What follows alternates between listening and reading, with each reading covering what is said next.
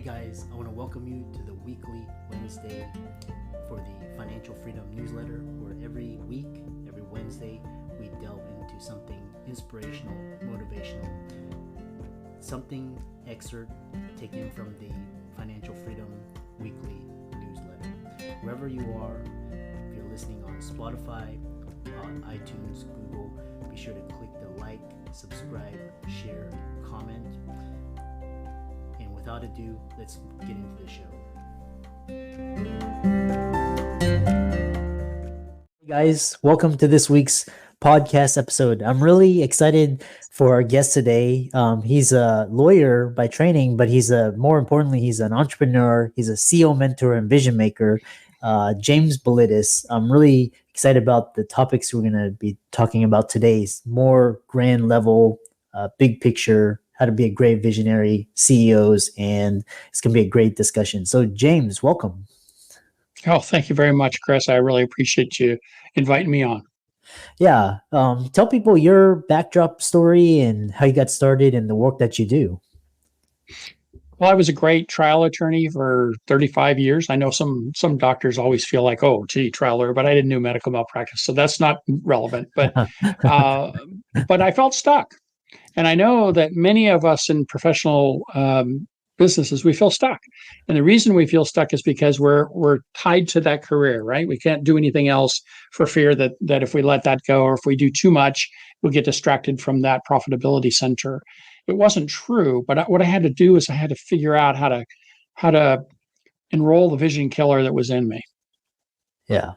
You allude to this really interesting concept called vision killer, and kind of what is it and why? How do we want to tame him, her? How do we control it?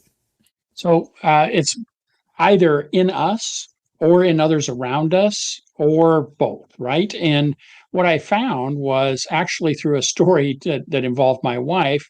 She's quite the visionary, and she has her own business, and she wanted to help 1 million babies, and I would try to help her, but I would tell her, well, we shouldn't do that because we don't have the money for that, or we shouldn't do this because whatever the reason was. And so essentially, what I learned, and it's an interesting story, but I won't tell it today unless you want me to. But ultimately, what I learned was when she talked in a very public place about for the first time feeling supported in her vision, I realized I needed to change myself.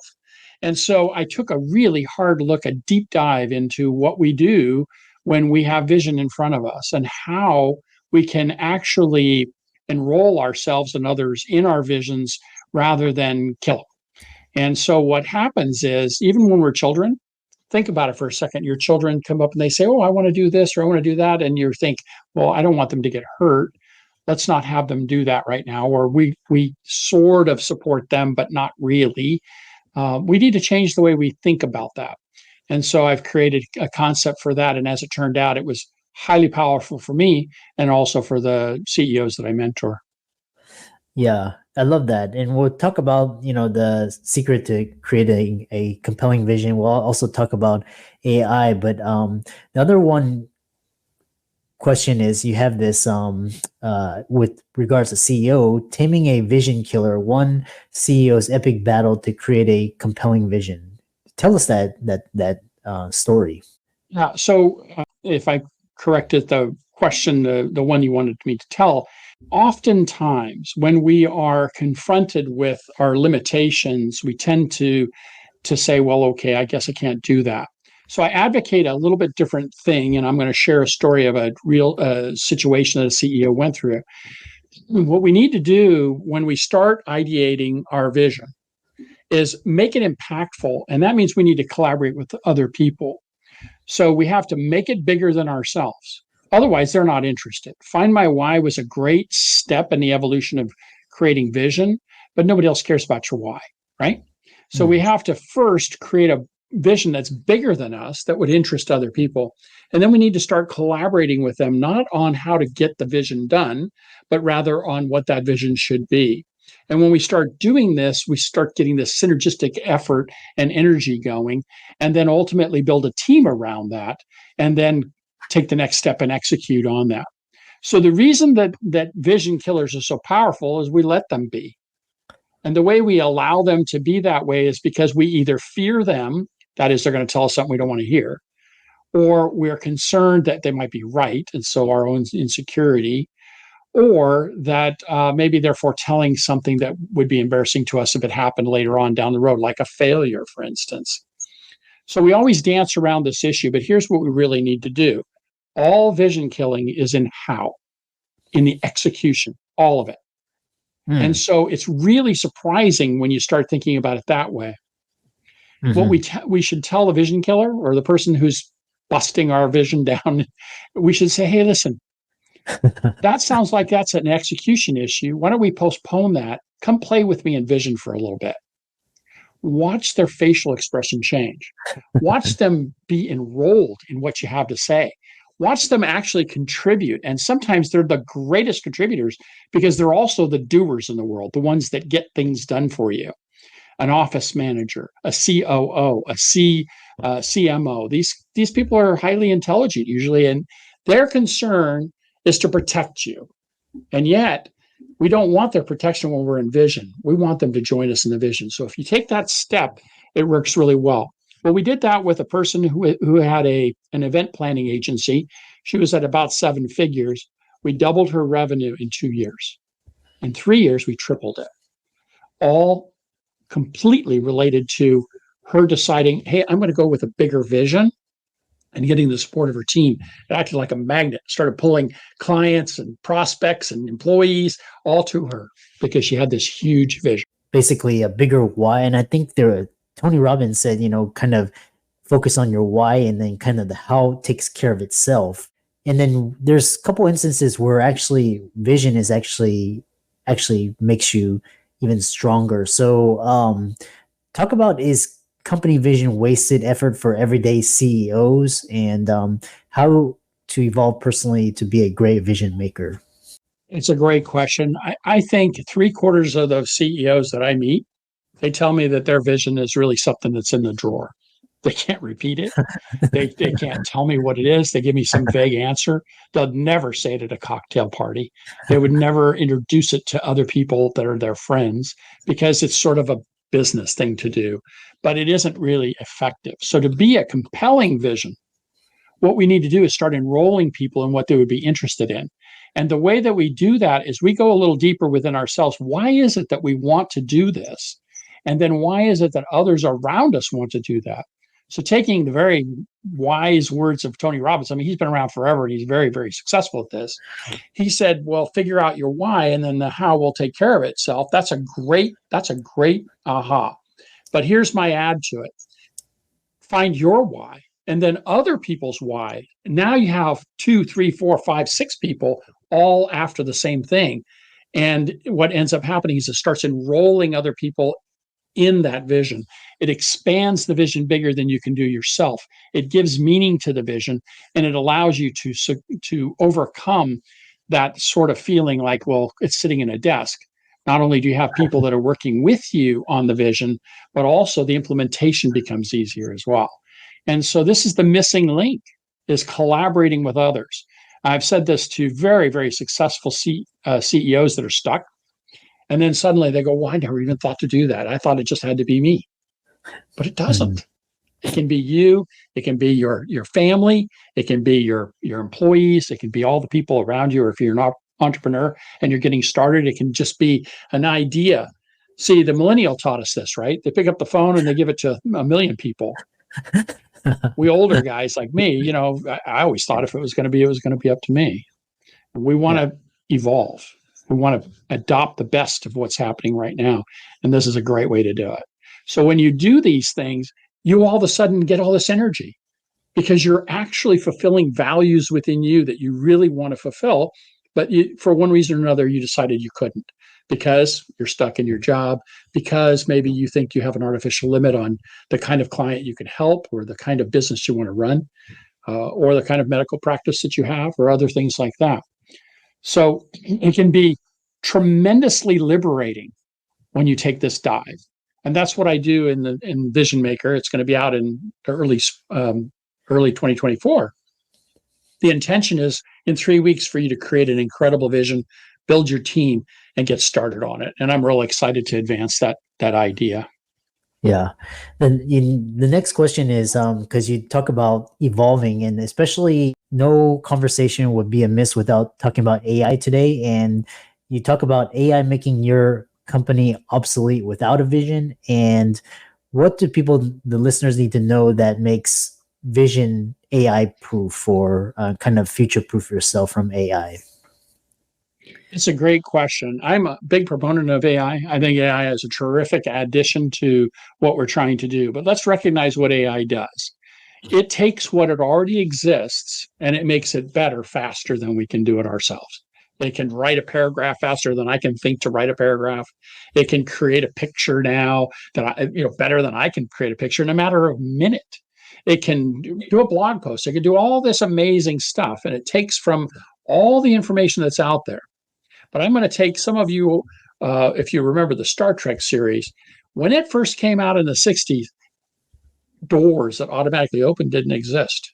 A cell phone didn't exist where you turned a knob and you talked to somebody, elsewhere. We were on a corded phone, right? It had a lengthy extension cord on it. These kinds of things didn't exist. So if you ask AI to create it, it doesn't know what it is. It doesn't have a reference point. My point of this is, if you're going to have a business that's a service oriented business, or you're providing a service that makes things better, which we've done and done successfully in the last 60, 70 years, then your business is going to be supplanted by AI at some point here. That's why we as humans need to be in this creative mode where we create bigger, stronger, better visions, things that we haven't even thought of right now and which AI cannot think of. Then we ask AI to help us to implement it. So the execution portion of vision will be better with AI, but the vision portion, that's just us humans, and we've got to keep it going. Yeah, and it's interesting because essentially, AI from like kind of November last year to now, it's dramatically improved, but it still can't do like AGI or human judgment, human creativity, human innovation. It still can't do that. So, and I love this idea that you're talking about scaling in quantity, and then quality, but then also keeping the humans involved, and that's where the vision comes in. Talk about this, is for the CEOs out there, what can they do to create a compelling vision now, and give examples of 6 8 figure CEOs that created visions that resulted in revenue increases? Yeah. So the first thing is for you to start taking sort of inventory of how often you've killed your own visions. What is it you really wanted to do? When I was going to be a lawyer, when I really wanted to join and be a lawyer, I wanted to deliver justice. I really did. And so when you get into the business of medicine, or the business of law, or the business of architecture, or all these other businesses, we learn quickly that we also have to pay the bills, and we have to earn a living, and we need to be paid for our time and our effort. And so sometimes we walk away from, or we step back from those things we really, really want to accomplish. I want to revitalize you. I want you to know that that's possible, more so now than back then, because it isn't just about you. So when we start creating a bigger vision, that's the first step. Create a bigger vision and suspend your own vision killer. Then start finding your vision building team. That is people that you can rely upon to help you to build this vision. So, for instance, I'll give you Wells for Life as an example. What a great vision! Here is the vision. It isn't building wells. No child should go without clean drinking water. That's the vision in the world. I Mhm. support that vision. I get excited about the idea of that vision. How you choose to execute on that is different. But the point is that that's a really strong, good vision. And so it's no wonder that it's successful when they match that up with an execution plan and provide wells to children in Uganda or in India or places like this. So this is the kind of visioning you want to do. A painting contractor said, what am I struggling with here? He was successful, but he would constantly be in a battle to find good employees, good, experienced, well trained employees, and keep them, because when it got busy in another contractor, they would offer an exorbitantly greater amount of money, and then they would run over there, and then there'd be musical chairs with employees, right? And the customer would suffer. So he came up with a different idea. his idea, I can't tell you it because it's his competitive advantage, right? And I helped him to create this. But what his vision was I'm going to provide a better environment, not only just for my employee, the painter, but training, education, the opportunity to build on their lives and involve them more in the opportunities of the business. And as a result of that, he doubled his revenue just instantly, like within 7 months. It was incredible. So these are the kinds of things that we want to look for when we build a bigger vision and we start collaborating with others. And if you struggle with that, well, then get some help. Get somebody to talk to about that. Or in January, get the book. Or you can certainly reach out to me at vision-maker.net,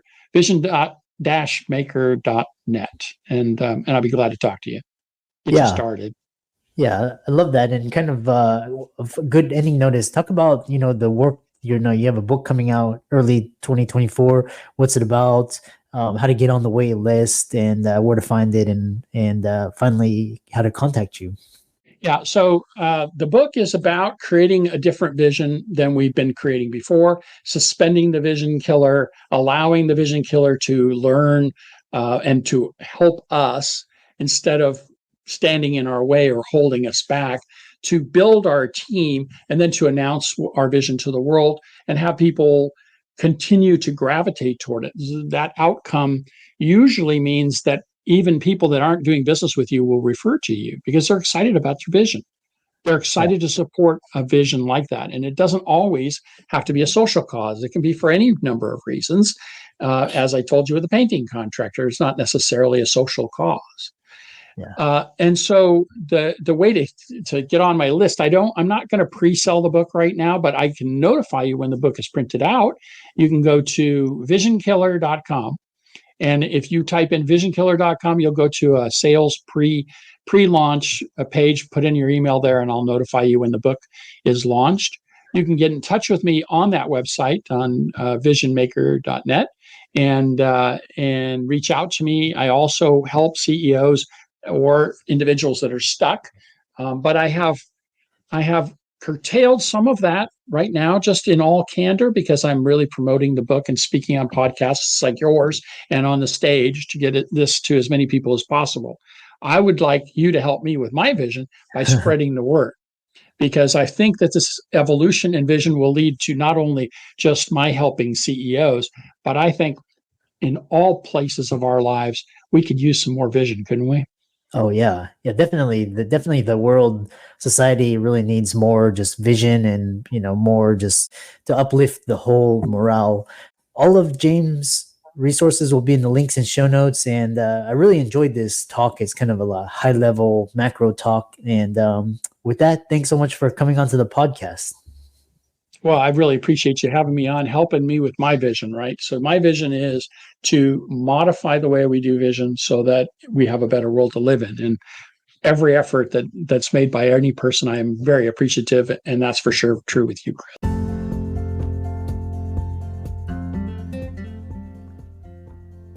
I hope you really enjoyed that wonderful, inspirational, motivational piece. Again, wherever you are listening, if you liked it, be sure to like, comment, share, subscribe. We're on everywhere: Spotify, iTunes, Google, Amazon, Audible. And without much ado, be sure to thank this show's sponsors, and we'll see you next week.